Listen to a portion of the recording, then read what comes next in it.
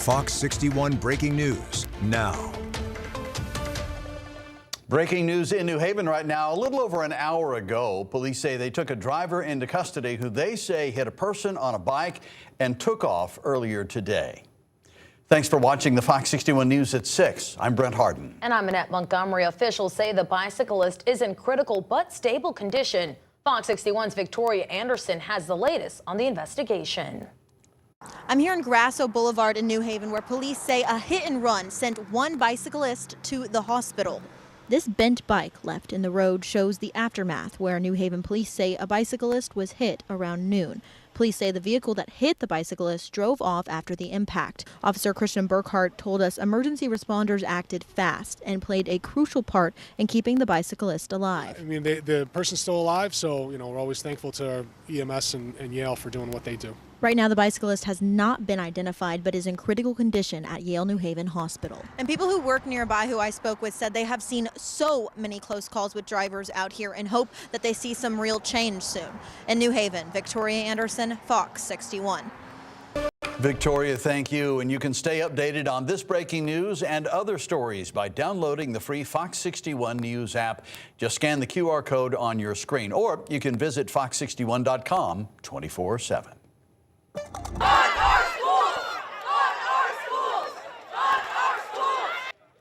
Well, you heard it there, and you see those signs. Today, dozens of high schoolers walked out of their classrooms to demand more state funding for Meriden public schools. After facing funding dilemmas, school district leaders say they've had to make some difficult choices.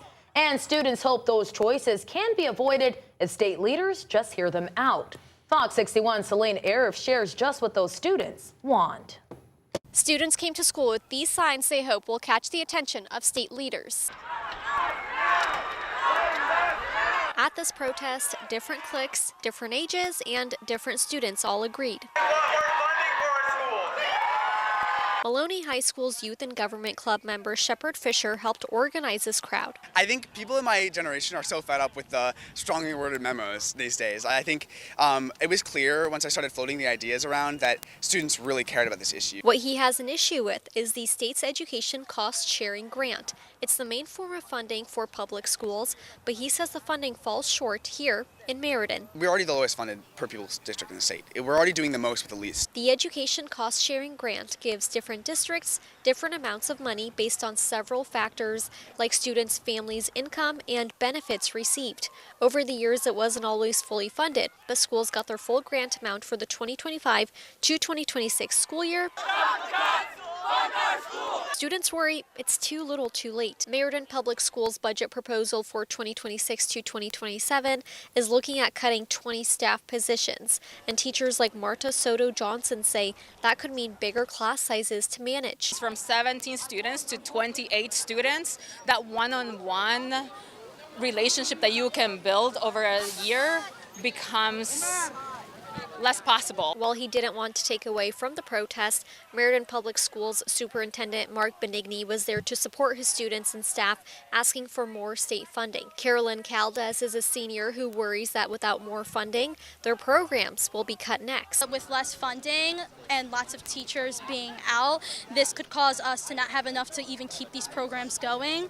So I would just want to avoid that as much as possible. Governor Ned Lamont's Director of Communications, Catherine Vollman, gave us a statement that says, in part, the governor is finalizing details for an additional investment to schools this year. He is also working with the commission to restructure their education funding formulas. Next week, Governor Lamont is planning a school visit here, and students at the protest say they're looking forward to continuing this conversation with him soon. In Meriden, Celine Arif, Fox 61. And some major changes could be coming to Milford Public Schools. The city's Board of Ed is talking about possibly consolidating 3 schools into one because the buildings are getting old and enrollment is declining. We're talking about 2 elementary schools, Calf Pen and Meadowside School, and 1 middle school, Harborside. The options on the table are to close 1 middle school or both elementary schools and phase those students into other area buildings. Milford also has plans to either update or build new school buildings. However, school board members say these projects could take decades. There's a number of things that are constraints, but also things we want to keep in mind as we are going through the implementation First, we want to make sure every part of the district is seeing investment. So how do you balance investment from east, west, and the center of the city? To the extent feasible, we want to make sure we're avoiding having students move from a temporary location to a temporary location.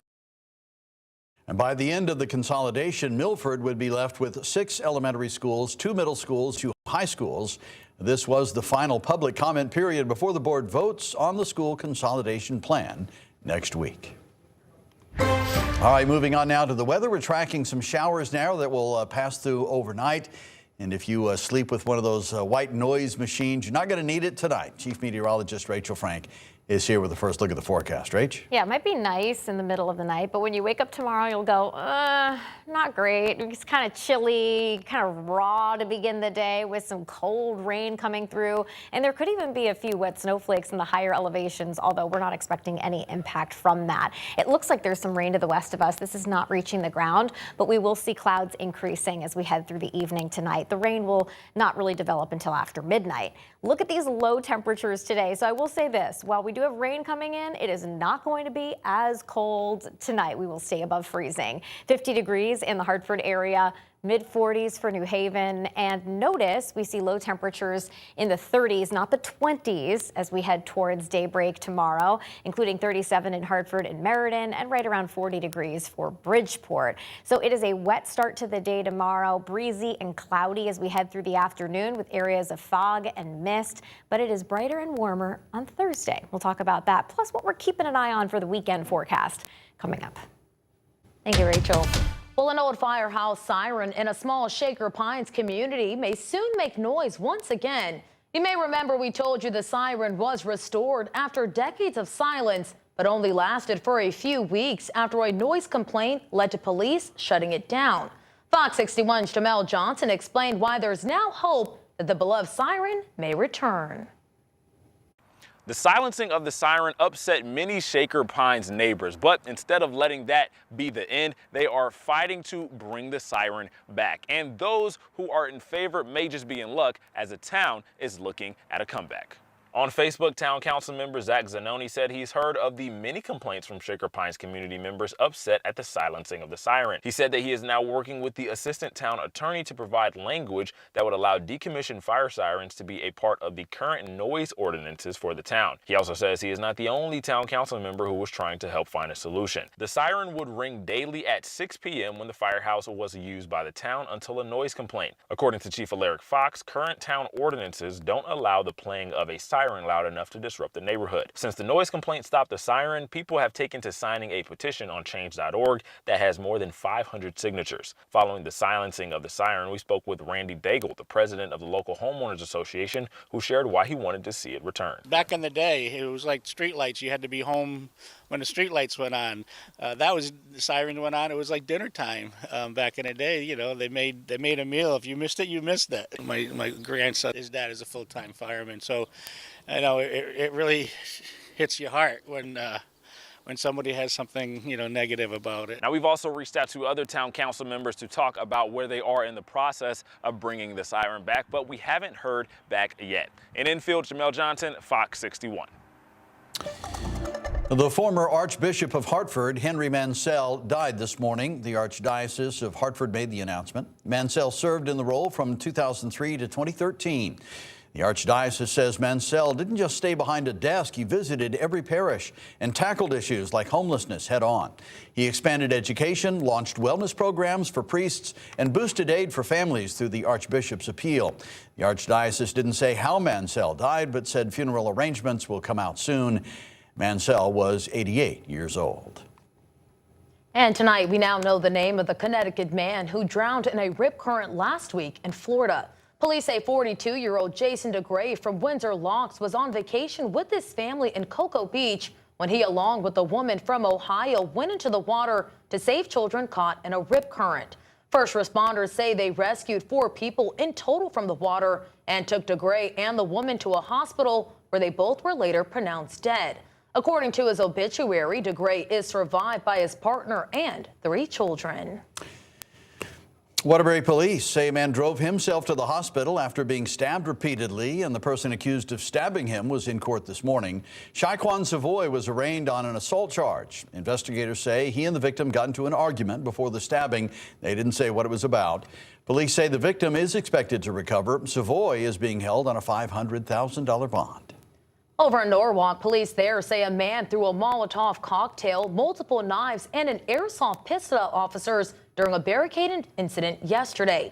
A mother called 911 saying her 20-year-old son, David Wanger, was having a mental health crisis and threatening to harm himself. Police say Wanger told them if they entered the home, he would kill them. Crisis negotiators convinced him to surrender after a few hours.